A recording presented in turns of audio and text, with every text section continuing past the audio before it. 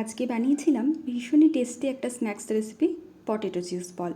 সন্ধেবেলা ফ্রেন্ডসদের সাথে আড্ডা দিতে দিতে চা বা কফির সাথে খাওয়ার জন্য খুব টেস্টি একটা রেসিপি। চলো তাহলে বানানো শুরু করি।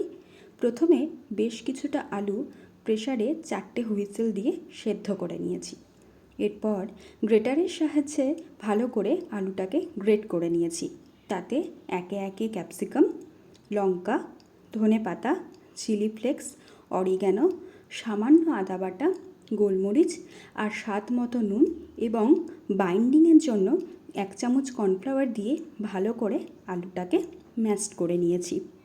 এরপর একটা বাটিতে 1 চামচ কর্নফ্লাওয়ার আর 1 চামচ ময়দার সাথে সামান্য জল মিশিয়ে একটা স্ল্যারি বানিয়ে নিয়েছি।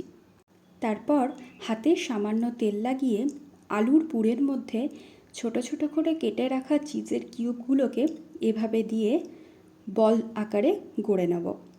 এরপর কর্নফ্লাওয়ার আর ময়দার গোলায় ডুবিয়ে ব্রেড ক্রাম্বসে কোট করে নিয়ে কড়াইতে তেল গরম করে লো টু মিডিয়াম ফ্লেমে ভালো করে ভেজে নিতে হবে।